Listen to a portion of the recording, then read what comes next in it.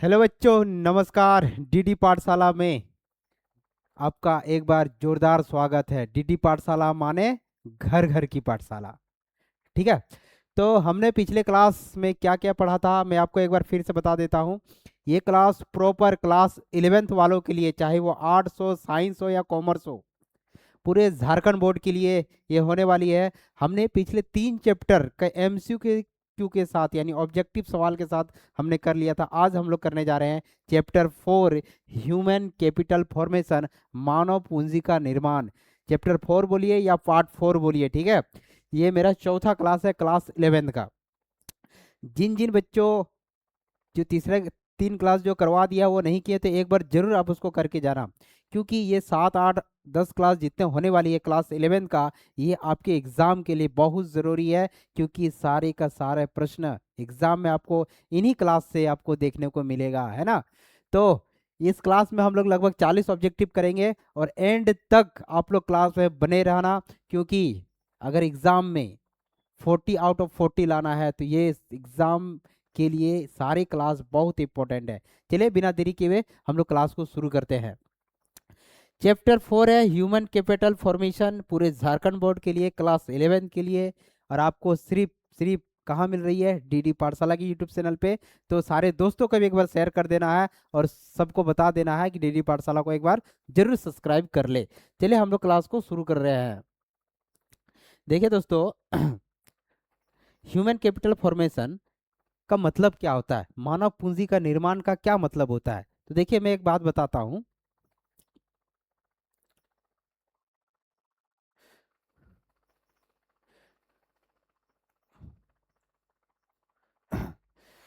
देखो दोस्तों, चैप्टर है ह्यूमन कैपिटल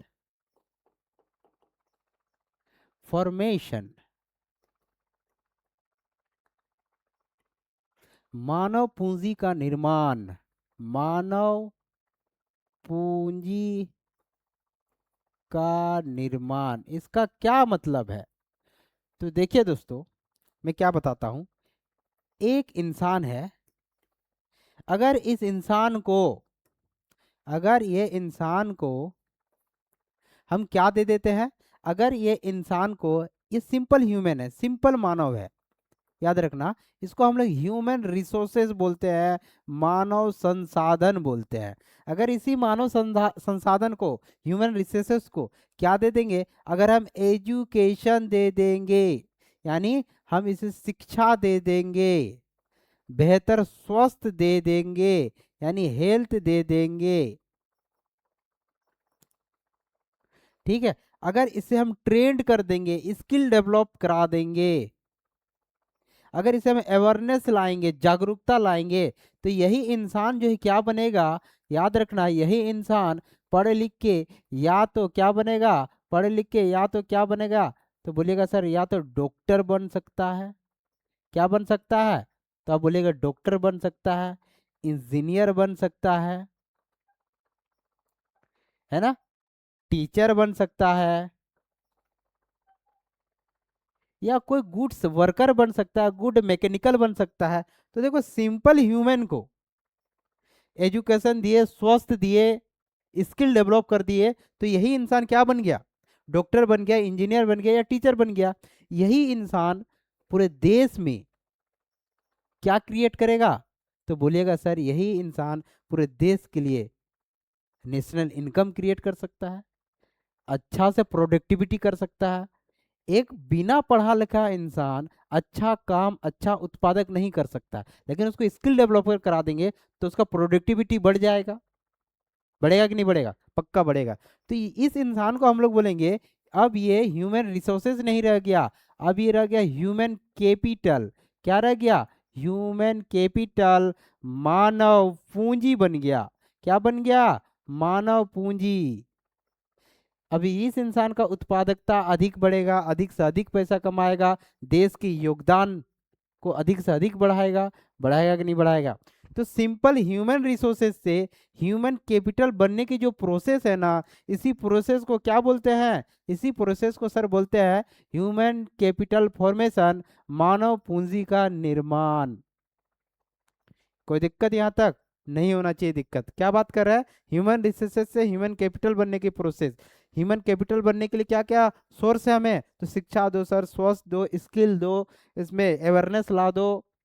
अगर ये सब देते हैं तो ये ह्यूमन कैपिटल बन जाता है, जो देश के योगदान के लिए बेहतर होगा। अगर स्किल डेवलप करते हैं, अच्छा वर्कर भी बनेगा, घर अच्छा बनेगा, है कि नहीं है? तो चलिए अब इसी छोटा सा टॉपिक का हम लोग एमसीक्यू करते हैं, और बड़ा मजा से करते हैं, ठीक है? आपके एग्जाम में जरूर से जरूर देखने के लिए ये मिलेगा, है ना? तो चलो अब हम लोग पीडीएफ के साथ शुरू करते हैं। देखो, पहला सवाल आपके सामने क्या है? पहला सवाल है, शिक्षित व्यक्ति के जो श्रम कौशल अशिक्षित व्यक्ति के तुलना में क्या होते हैं? बताओ बताओ बताओ। Educated educated person's labor skill compared to an uneducated person are। एक पढ़ा लिखा इंसान, एगो बिना पढ़ा लिखा इंसान, तो कौन ज्यादा, क्या पूछा रहा है, किसका श्रम की तुलना क्या होगा? शिक्षित व्यक्ति का श्रम कौशल और शिक्षित व्यक्ति से क्या होगा? तो सर जो पढ़ा लिखा है ना, वह जो अच्छा से उत्पादन कर पाएगा, अधिक से अधिक उत्पादन कर पाएगा, अधिक से अधिक इसका कौशल होगा। होगा कि नहीं होगा? तो तुलना में अधिक होगा। अगला सवाल, समझ रहे हो? सवाल सवाल सभी पढ़ना है, सवाल पढ़ के तब सॉल्व करने की कोशिश करना। यहाँ पूछा है 2 नंबर में, शिक्षा क्या है? उपार्जन क्षमता बढ़ाती है, इंक्रीज अर्निंग कैपेसिटी। दूसरा, उत्तम सामाजिक स्थिति और गौरव प्रदान करती है, provide better social studies and dignity. अगला, जीवन में बेहतर विकल्प चुनने योग्य बनाती है, helps in choosing better life option. अगर शिक्षा है तो ये सब सब सारा का सारा आपको देखने को मिलेगा। सही बात है कि उपार्जन क्षमता बढ़ाती है, गौरव बढ़ाती है ना? हमें बेहतर विकल्प चुनने में मदद मिलेगा। कौन कर सकता है? जो पढ़ा लिखा इंसान है वही अधिक से अधिक अच्छा विकल्प को बेहतर चुन सकता है। तो सर चारों का चारों ऑप्शन क्या हो जाएगा? सही हो जाएगा। चारों का चारों ऑप्शन क्या हो जाएगा? तो बोलिएगा सर सही हो जाएगा।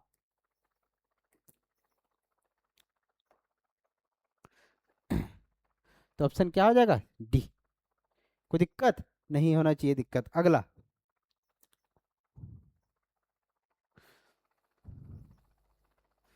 देखो, अगला सवाल क्या है कि देश शिक्षा के अवसरों के विस्तार की आवश्यकता पर बल देते हैं, क्योंकि, फिर से देश जो है शिक्षा के अवसरों के विस्तार की आवश्यकता पर बल देते हैं, शिक्षा की विस्तार पर आवश्यकता पर बल देते हैं। क्यों? Countries emphasis expansion of education opportunity because it, इनमें से चारों ऑप्शन क्या होगा जिसके कारण गवर्नमेंट क्या करती है? शिक्षा पर जोर देते हैं। तो क्या होगा ऑप्शन में आपके सामने? देखिए पढ़िए, विकास प्रक्रिया को तेज करती है ना? एक्सेलरेट डेवलपमेंट, विकास प्रक्रिया को कम करती है, स्लो डेवलपमेंट, विकास प्रक्रिया को स्थिर रखती है, विकास से इसका कोई संबंध नहीं है। शिक्षा पे बल क्यों देते हैं? क्या कम करने के लिए बल देते हैं?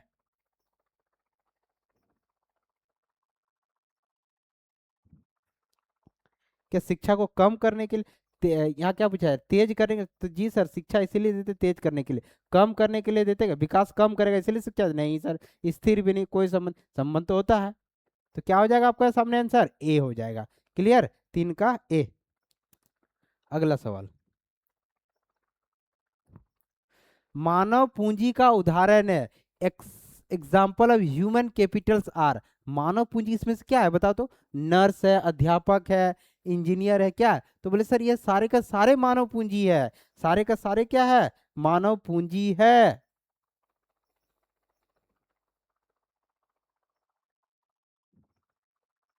तो क्या हो जाएगा? Option D. क्लियर? अगला सवाल, 5 नंबर, क्या है? मानव पूंजी निर्माण के प्रमुख स्रोत क्या है? मानव पूंजी निर्माण का प्रमुख स्रोत क्या है? Main source of human capital formation are, क्या होगा इसमें से? ऑप्शन में बताओ।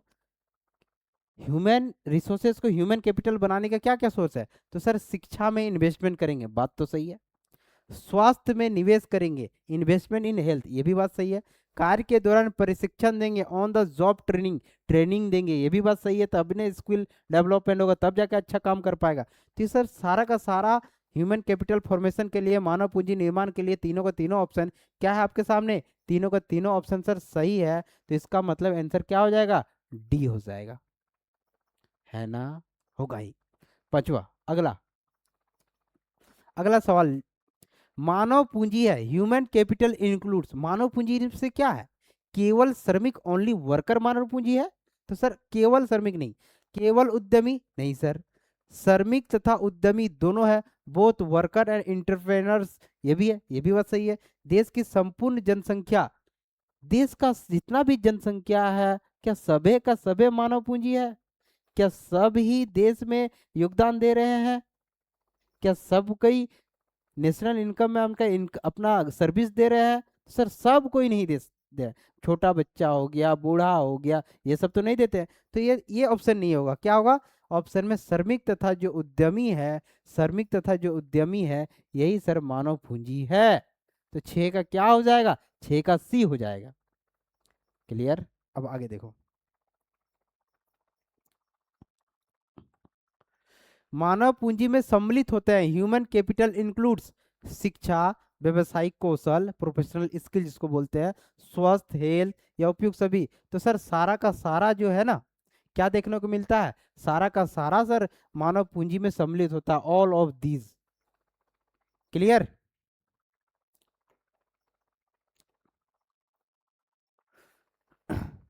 एक स्वस्थ श्रम की तुलना में एक बीमार श्रम, compare to a healthy worker, a sick worker, उत्पादकता कम होगी। यह पूछा जा रहा है कि श्रम की एक बढ़िया, एक स्वस्थ श्रम की तुलना में एक बीमार श्रम की, बीमार श्रम की क्या होगा, जो कमजोर श्रम है उसका क्या होगा, उत्पादकता अधिक होगा कि कम होगा? तो सर बोलिएगा उत्पादकता कम होगा। क्या होगा, उत्पादकता कम होगा। एक जो बीमार है, बीमार श्रम क्या होगा, उसका उत्पादकता क्या होगा, कम होगा, है ना। आगे 9 नंबर, सामाजिक आयुर्विज्ञान का अर्थ है, सोशल मेडिसिन मीन्स, सामाजिक क्या है, आयुर्विज्ञान का क्या अर्थ है? तो सर सामाजिक आयुर्विज्ञान का अर्थ है सर स्वास्थ्य संबंधी ज्ञान का प्रसार, स्प्रेड ऑफ हेल्दी अवेयरनेस। क्या होगा, यही होगा सोशल मेडिसिन मीन्स, कि सर आप ज्ञान का प्रचार कर रहे हैं, प्रसार कर रहे हैं। तो 9th का क्या हो जाएगा, सी हो जाएगा। अगला सवाल, टीकाकरण है, टीकाकरण क्या है, इम्यूनाइजेशन इज व्हाट इज? तो सर आप बोलिएगा प्रिवेंटिव मेडिसिन, क्या करना है, प्रतिरक्षा आयुर्विज्ञान है। क्या करता है टीकाकरण, क्या करता है, हमें सर बैक्टीरिया, हमें सर बीमारी से बचाता है। तो क्या होगा, ये प्रतिरक्षी आयुर्विज्ञान है। 10 का क्या हो जाएगा, ए। अगला सवाल, कार्य के दौरान प्रशिक्षण से श्रम की उत्पादकता में क्या होती है, फिल इन द ब्लैंक्स होती है, on the job training effect labour productivity bye, क्या होगा? अगर हम किसी को ट्रेनिंग देंगे, क्या है, किसी को हम ट्रेनिंग देते हैं, तो उसकी जो प्रोडक्टिविटी वो क्या होगा? तो सर प्रोडक्टिविटी क्या होगा, किसी को हम स्किल डेवलपमेंट करा देंगे, शिक्षा दे देंगे, तरह तरह के स्किल डेवलपमेंट कराएंगे, तो क्या होगा सर, उसका जो प्रोडक्टिविटी है, ये ना सर प्रोडक्टिविटी ना बढ़ जाएगा, उसका क्या हो जाएगा, इंक्रीज हो जाएगा। बात सही है कि नहीं है? सही है। अगला सवाल, 11 नंबर हो गया, अब 12 नंबर सॉल्व कर लो।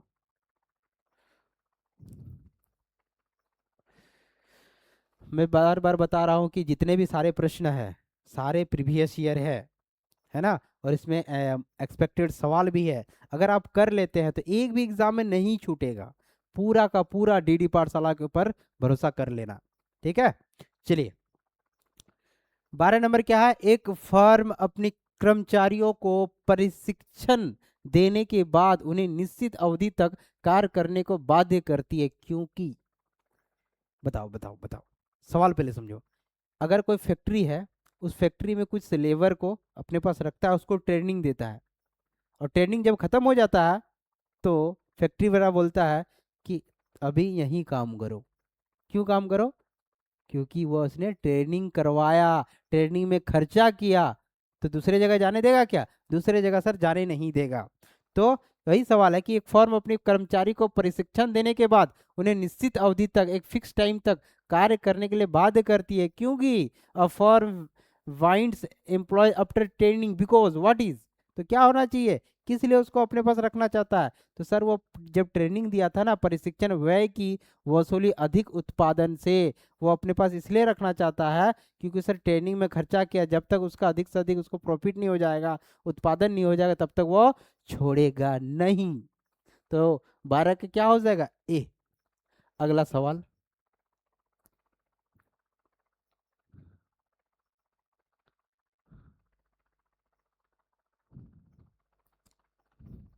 तेरह नंबर, ग्रामीण क्षेत्र से शहरी क्षेत्र की ओर, क्या है, ग्रामीण क्षेत्र से शहरी क्षेत्र की ओर प्रवासन का मुख्य कारण क्यों है, गांव से लोग शहर क्यों भाग रहे हैं, main reason for rural to urban migration, वही रीजन, ग्रामीण बेरोजगारी के कारण, ग्रामीण झगड़ा के कारण, रिश्तेदार के कारण, या राजनीतिक प्रोत्साहन के कारण, तो आप बोलिएगा सर, क्या बोलिएगा, ऑप्शन में क्या होना चाहिए, तो आप बोलिएगा सर रूरल अनएम्प्लॉयमेंट के कारण, ग्रामीण बेरोजगार के कारण ना सर, वह गांव से शहर की ओर पलायन करना चाहते हैं, बेरोजगार है इसीलिए ना शहर की ओर भाग रहा है। यस, तो क्या होना चाहिए, 13 का ए होना चाहिए। 14 नंबर सवाल,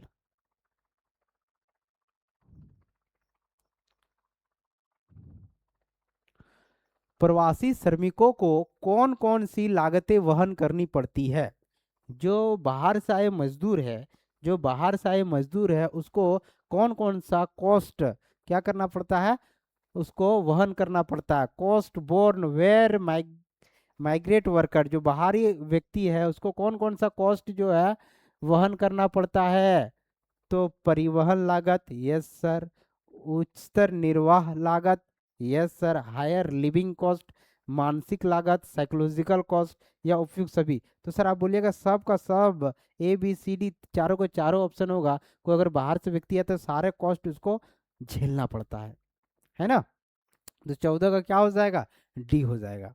अब देखोगे कहीं कहीं अगर लोकल रहता है तो उसे क्या मिलता है, उसे कभी कभी छूट भी मिलता है ना, तो लेकिन बाहर वाला को तो नहीं मिलता है, कॉस्ट भी अधिक लगता है, उस तर निर्वाह लागत भी लगता है, ठीक है, क्योंकि किसी के भाड़ा रूम में रखते हैं तो लिविंग कॉस्ट भी उसको ज़्यादा ही देना पड़ता है, लोकल को कम देना पड़ता है, तो आप देखेंगे ऑप्शन डी का हो जाएगा सही। अगला सवाल 14 हो गया। 15 नंबर, भौतिक पूंजी निर्माण किस कैसी प्रक्रिया है, फिजिकल कैपिटल फॉर्मेशन इज, क्या कैसा प्रक्रिया है, देखो ह्यूमन कैपिटल फॉर्मेशन, इंसान को बेहतर इंसान बनाने की प्रक्रिया को ह्यूमन कैपिटल फॉर्मेशन बोलते हैं, यानी प्रोडक्टिविटी बनाने वाली इंसान को हमें ह्यूमन कैपिटल बोलते हैं, लेकिन यह पूछा जा रहा है फिजिकल कैपिटल फॉर्मेशन के बारे में, तो फिजिकल कैपिटल फॉर्मेशन का मतलब क्या होता है, आर्थिक और सामाजिक प्रक्रिया होगा क्या, तो आर्थिक और सामाजिक प्रक्रिया नहीं होगा सर, ठीक है, सामाजिक प्रक्रिया नहीं होगा, सामाजिक और तकनीकी प्रक्रिया नहीं है, सामाजिक और राजनीतिक प्रक्रिया नहीं हो, क्या हो जाएगा, आर्थिक और तकनीकी प्रक्रिया को, इकोनॉमिक एंड टेक्निकल प्रोसेस को क्या बोलते हैं हम लोग, फिजिकल कैपिटल फॉर्मेशन बोलते हैं। क्लियर। अगला सवाल, सर मानव पूंजी के संबंध में कौन सा कथन सत्य है, which statement about human capital is true, तो ह्यूमन कैपिटल अमूर्त होते हैं, बाजार में बेची बाजार में बेची नहीं जा सकती, कैन नॉट बी सोल्ड, स्वामी से अलग नहीं, कैन नॉट बी सेपरेट, और उपयुक्त सभी, तो अब क्या देखेंगे कि सर इसे सच में ह्यूमन कैपिटल को इंजीनियर को कैसे बेच दोगे, बेचा जाएगा क्या, बेचा नहीं जाएगा, क्या उसको स्वामी से अलग कर सकता है, बिल्कुल नहीं कर सकते, किसी के अंडर में ही काम करना पड़ेगा, डॉक्टर है तो क्या हुआ, हॉस्पिटल के अंदर काम करना पड़ेगा, या किसी गवर्नमेंट के अंदर काम करने पड़ेगा, तो ये सारे के सारे ऑप्शन क्या हो जाएगा सर, सारा का सारा ऑप्शन क्या हो जाएगा, अमूर्त होती है, इंटेंजिबल नहीं होती सर, उसे छू छा सकते हैं, अमूर्त का मतलब जिसको छू छा नहीं सकते हैं, है ना, तो सर इंटेंजिबल नहीं है, छू सकते हैं, मूर्त है ना, तो ऑप्शन आपका क्या हो जाएगा, ये सारा का सारा जो है ऑल ऑफ दीज हो जाएगा, बाकी सब सारा नहीं होगा। अगला, भौतिक पूंजी का संबंध में सही कथन, correct statement about physical capital के बारे में पूछा जा रहा है, फिजिकल कैपिटल दृश्य होते हैं, टेंजिबल होते हैं, बेची जा सकती है, can be solve, yes sir, अलग की जा सकती है, कैन बी सेपरेट, हाँ अलग कर सकते हैं। उपयुक्त सभी, तो क्या हो जाएगा ऑप्शन, उपयुक्त सभी है, ऑल ऑफ दीज हो जाएगा, all of these, all of these. अच्छा एक मिनट यहाँ पे, इसका आंसर ऑल ऑफ दीज। यहाँ याद रखना, ये दृश्य होती है, फिजिकल कैपिटल क्या होती है, दृश्य होती है। ह्यूमन कैपिटल है, एक चीज याद रखना, ह्यूमन कैपिटल, अरे एक अभी बात कर रहा है अभी फिजिकल कैपिटल, फिजिकल कैपिटल यानी भौतिक पूंजी, अरे एक है मानव पूंजी, है ना। मानव जो पूंजी है, ह्यूमन जो कैपिटल है, उसका जो सर्विसेज है, क्या सर्विसेज को छू छा सकते हैं, वो किस प्रकार सेवा दे रहा है, उसका माइंड में क्या चल रहा है, क्या उसको देख सकते हैं, छू सकते हैं, सर ह्यूमन कैपिटल बुद्धि को तो छू छा नहीं सकते हैं। तो पहला वाला ऑप्शन में सर इंटेंजिबल था, मतलब अमूर्त होते हैं, वो सही होगा। हम बाय मिस्टेक पिछले वाला में बोल दिए, लेकिन ध्यान देना कि ह्यूमन कैपिटल फॉर्मेशन को हम लोग, ह्यूमन कैपिटल जो होता है, मानव जो पूंजी होती है, वो अदृश्य होती है, क्योंकि इंसान को देख सकते हैं, उसकी जो बुद्धि है, उसकी जो सर्विसेज, उसको नहीं देख सकते हैं, तो वो इंटेंजिबल हो जाएगा, वो अमूर्त हो जाएगा। लेकिन sir physical capital, physical capital का मतलब मशीन, बिल्डिंग, तो इसको सर हाँ सर देख सकते हैं, छू सकते हैं, तो फिजिकल कैपिटल को दृश्य होती है, टेंजिबल होती है। तो 17 का आपका आंसर क्या हो जाएगा, डी हो जाएगा। बाकी फिजिकल कैपिटल को बेच सकते हैं सर, बेच सकते हैं, अलग की जा सकती तो अलग भी कर सकते हैं, लेकिन ह्यूमन कैपिटल को क्या, इंजीनियर को, डॉक्टर को बेचा बेची होता है क्या, बेचा बेची नहीं होता है, उसको अलग कर सकते हैं, अलग नहीं कर सकते। क्लियर, तो ऑप्शन क्या हो जाएगा, इसका भी आंसर डी हो जाएगा। अगला सवाल, उपार्जन क्षमता को प्रभावित करने वाला कारक, फैक्टर अफेक्टिंग अर्निंग कैपेसिटी, श्रम बाजार जानकारी, लेबर मार्केट इंफॉर्मेशन, प्रवासन माइग्रेशन, कार्य प्रशिक्षण ऑन द जॉब ट्रेनिंग, या उपयुक्त सभी। यहाँ पूछा जा रहा है कि अगर कोई भी वर्कर है, उसका जो उपार्जन जो क्षमता है को प्रभावित कर सकते हैं, कैसे प्रभावित कर सकते हैं, तो सर उसको अगर श्रम बाजार की जानकारी है, तो वो सच में अच्छा प्रोडक्टिविटी कर सकता है, नॉलेज होगा तो कर सकता है। प्रवासन माइग्रेशन, एक लेबर यहाँ करेंगे, फिर वहाँ करेंगे, फिर यहाँ भेजेंगे, वहाँ भेजेंगे, जम्मू कश्मीर वाला को हम मध्य भारत के पास से लेकर आएंगे, तो सर सच में इफेक्ट होगा, उसका प्रोडक्टिविटी क्या हो सकता है, इफेक्ट हो सकता है। कार्य प्रशिक्षण, अगर जॉब ट्रेनिंग अच्छा देंगे तो अच्छा प्रोडक्टिविटी करेगा, नहीं देंगे तो नहीं करेगा, है ना। तो चारों का चारों ऑप्शन जो है क्या है सर, सही है। ये सब सारा का सारा उपार्जन क्षमता को क्या करता है, उपार्जन क्षमता को क्या करता है, तो इफेक्ट करता है। तो 18 की क्या हो जाएगा, डी।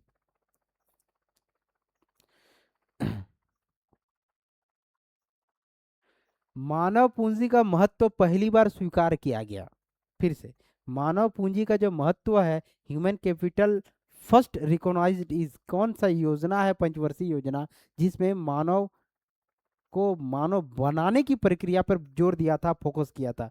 तो आप बोलिएगा सर जो सातवीं जो पंचवर्षीय योजना है, कौन सा सातवीं जो पंचवर्षीय योजना है, 7th 5 ईयर प्लान है, इसमें एक्सेप्ट किया था किसको, ह्यूमन कैपिटल फॉर्मेशन की कॉन्सेप्ट को। क्लियर, तो 19 का क्या हो जाएगा, बी।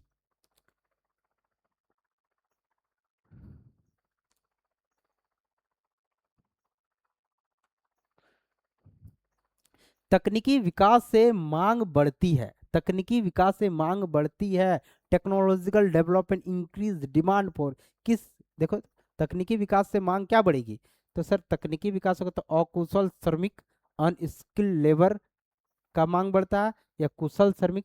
इसमें से पूछा जा रहा है चारों ऑप्शन में जिसके पास तकनीकी ज्ञान है, तो इसमें से कौन, किसको अधिक हायर किया जाएगा, तकनीकी विकास से मांग बढ़ेगी, तो सर तकनीकी विकास होगा तो कुशल जो स्किल जो लेबर होगा ना, स्किल जो लेबर है इसका मांग बढ़ेगा, किसका मांग बढ़ेगा, इसका मांग बढ़ेगा, कुशल श्रमिक का मांग क्या होगा, बढ़ेगा। अगला 21 नंबर, विकसित देश बनाने पर मांग बढ़ेगा, अगर हमको विकसित देश बनाना है, डेवलपमेंट करना है, मोदी जी कहते हैं ना 2047 में हमारा देश विकसित होगा, पता नहीं भाई देखा है कौन है, अभी तो नहीं हो रहा है, आगे का बात हो रहा है। हाँ, तो ये क्या पूछा जा रहा है, विकसित देश बनने पर मांग बढ़ेगा, as a country develop demand rises for, किस चीज का मांग बढ़ेगा, तकनीकी विशेषज्ञ का, टेक्निकल एक्सपर्ट्स का, अकुशल श्रमिक का, बेरोजगार का, महिला का, किसका मांग बढ़ेगा, या चारों ऑप्शन में किसका मांग बढ़ेगा? तो आप बोलिएगा सर चारों ऑप्शन में अकुशल श्रम का तो नहीं बनेगा, बेरोजगार का भी मांग, बेरोजगार का कौन मांग करता है, नहीं करेगा, महिला का भी नहीं करेगा, क्या हो जाएगा ऑप्शन? तकनीकी विशेषज्ञ टेक्निकल एक्सपर्ट्स का मांग क्या होगा? बढ़ेगा। जब देश विकसित देश बनने आएगा तब टेक्निकल एक्सपर्ट ज्यादा से ज्यादा डिमांड किया जाएगा। अगला, मानव विकास ह्यूमन डेवलपमेंट इज क्या है? मानव का जो विकास है वो क्या है, वही पूछा जा रहा है कि सर मानव का विकास क्या है? साधन है, साध्य है, साध्य का मतलब टारगेट है, लक्ष्य जिसको बोलते हैं, या दोनों है या कोई नहीं। मानव विकास ह्यूमन, अल्टीमेटली हम लोग कुछ भी करते हैं, घर बनाते हैं, पढ़ाते हैं, किसी बच्चे को शिक्षा देते हैं, स्किल डेवलपमेंट करते हैं, देश में जो रोड बन रहा है, देश में जो अच्छा अच्छा इंफ्रास्ट्रक्चर बन रहा है, रेलवे बन रहा है, तरह जितना भी संसाधन है अल्टीमेटली बन किसके रहा है? तो आप बोलेंगे सर मानव का विकास करने के लिए, ह्यूमन का डेवलपमेंट करने के लिए, ये हम लोग का टारगेट है। जितना भी काम होगा दुनिया में, जो जो चीज़ होगा, हम लोग मेन उद्देश्य क्या है? सर मानव का अधिक से अधिक विकास हो। तो ये हम लोग का लक्ष्य है। क्या है हम लोग का सर? लक्ष्य है। ह्यूमन डेवलपमेंट क्या है? इस टारगेट है। मानव विकास क्या है? लक्ष्य है। 22 का बी। 23 नंबर, इसमें 23 नंबर में क्या है? 23 नंबर में पूछा है कि सर मानव पूंजी क्या है? अच्छा अच्छा अच्छा अच्छा, 23, हाँ। तो क्या हो गया आपको बता दिया, 23 का ये होगा, साध्य है। 24 नंबर, मानव विकास की अवधारणा आधारित है, human development is based on. मानव विकास की अवधारणा, जो ह्यूमन कैपिटल का जो कॉन्सेप्ट है, ह्यूमन डेवलपमेंट का जो कॉन्सेप्ट है, ये किस पे बेस्ड है? शिक्षा पर, स्वास्थ्य पर, प्रशिक्षण पर, या शिक्षा और स्वास्थ्य पर? तो आप बोलेंगे सर ह्यूमन डेवलपमेंट, यहाँ ऑप्शन में सबसे बढ़िया ऑप्शन कौन सा लग रहा है आपको सामने? तो आप बोलिएगा शिक्षा और स्वास्थ्य पर। क्या है? शिक्षा और स्वास्थ्य पर। बाकी सब होगा, मानव विकास की अवधारणा आधारित है, तो आप बोलेंगे शिक्षा और स्वास्थ्य पर। अगला,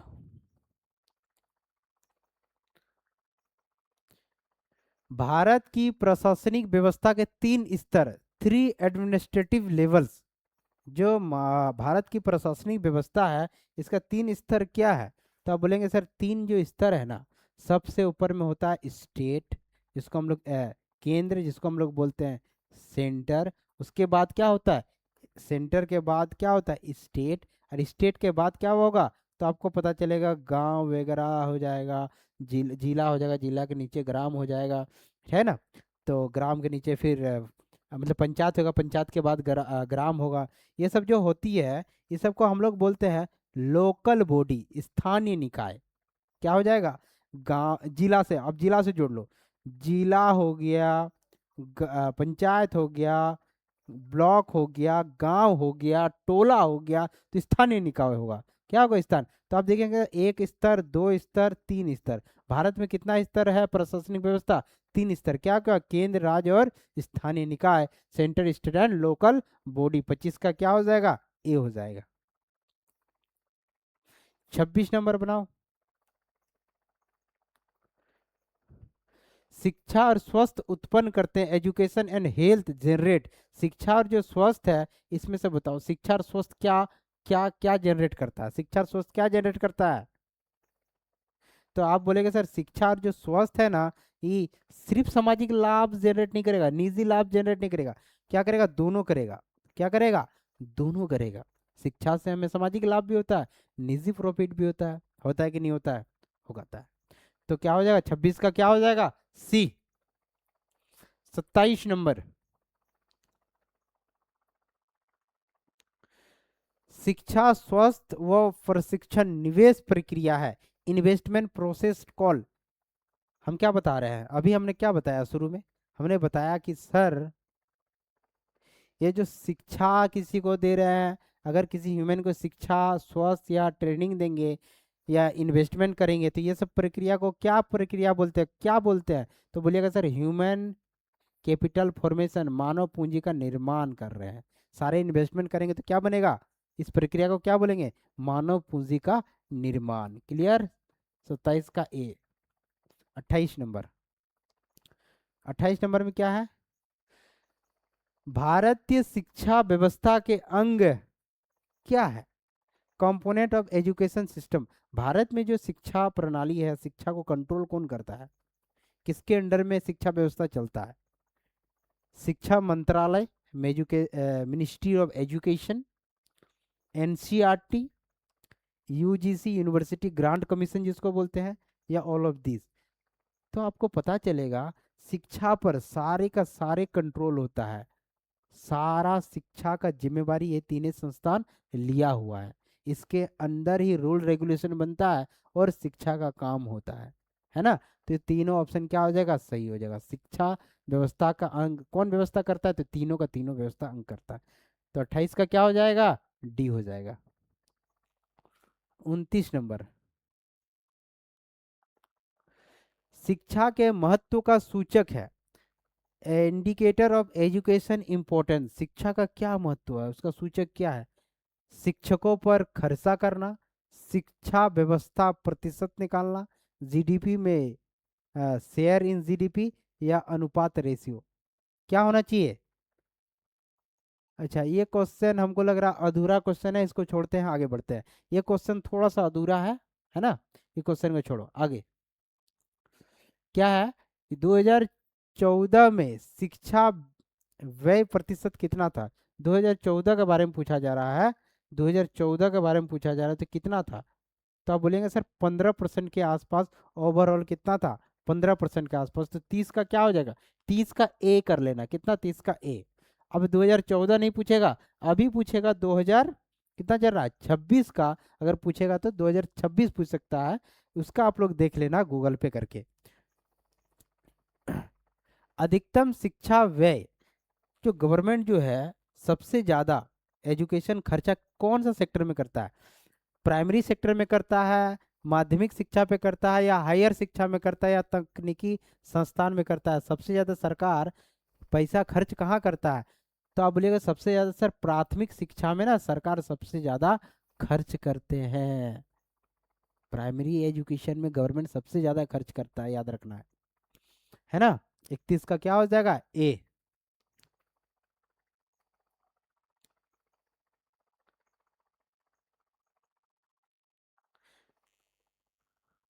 32।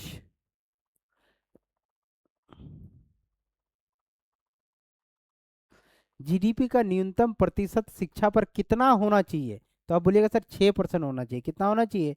6% होना चाहिए। कितना होना चाहिए? लगभग 6% गवर्नमेंट को खर्च करना चाहिए, है ना? जीडीपी का कितना परसेंट? तो लगभग न्यूनतम 6%। ठीक। अगला 22 हो गया।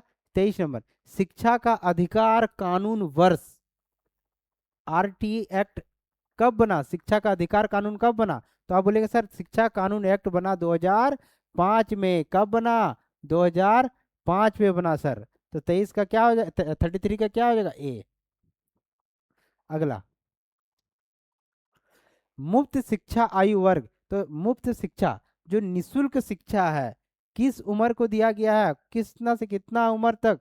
तो बोलेगा सर 6 से 14 साल तक बच्चा को फ्री एजुकेशन है। क्या है? फ्री एंड नेसेसरी एजुकेशन है। ये 2009 का एक्ट में पारित हुआ था, है ना? 6 से 14 साल तक बच्चों को वैसा लगता है कि नहीं, और जरूरी भी है पढ़ाना। 34 हो गया। 35 नंबर। सरकार ने किस कर पर उपकर लगाया है? अच्छा, टैक्स के ऊपर टैक्स किस में लगाया है? तो बोलिए सर टैक्स के ऊपर टैक्स ना शिक्षा उपकर पर है। किसका? शिक्षा पे, एजुकेशन सेस पर लगाया है। ठीक। तो 35 का क्या हो जाएगा? सी हो जाएगा। अगला सवाल। शिक्षा उपकर राजस्व उपयोग है। शिक्षा उपकर राजस्व उपयोग है। Education cess revenue used for किस पर? शिक्षा का उपकर राजस्व उपयोग है किस पर है?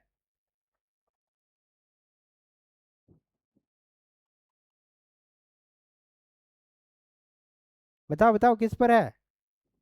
तो आप बोल दोगे किस पे? सबसे ज्यादा किस पे हो जाएगा? प्राथमिक शिक्षा पर। किसमें हो जाएगा? प्राथमिक शिक्षा पर। ठीक, अगला।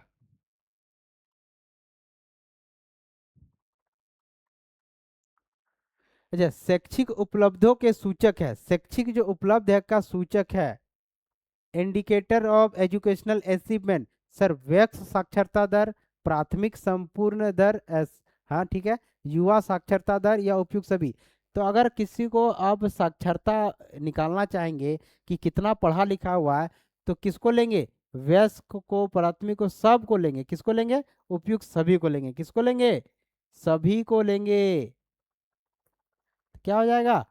डी हो जाएगा।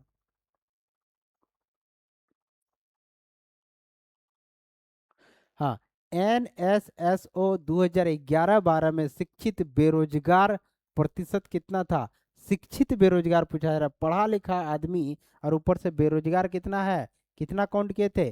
तो लगभग 15% के आसपास। कितना? 15-16% के आसपास बेरोजगार घोषित हुआ है।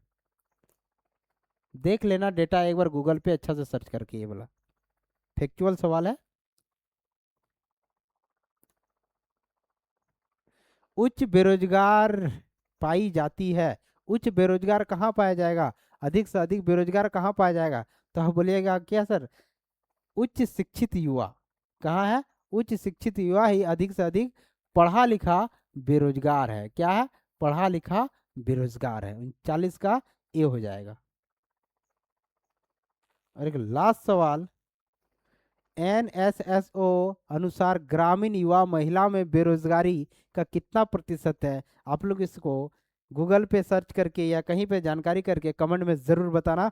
इसका ऑप्शन आपको हम डिटेल में, ये बेरोजगारी का मुद्दा है, बेरोजगारी वाला डिटेल हम एक सेपरेट वीडियो ला के आपको बताएंगे। ठीक है ना? तो चलिए आज के लिए इतना ही, और आने वाला क्लास एक शानदार क्लास होने वाली है। हम लोग शायद उसमें मैक्सिमम सवाल करेंगे, मैक्सिमम ऑब्जेक्टिव्स करेंगे। तो आप लोग एक भी क्लास को मिस मत करना, सभी क्लास करके ही एग्जाम में बैठना। मात्र आप लोगों की क्लास कितने हो रही है? आधा घंटा से 1 घंटा की भी आराम से कर सकते हो, और सभी दोस्त को भी बता सकते हो कि क्लास ये सब कर लो, उसके बाद एग्जाम में बैठना है। तो चलिए अब हम लोग मिलते हैं नेक्स्ट वीडियो में, तब तक के लिए जय हिंद।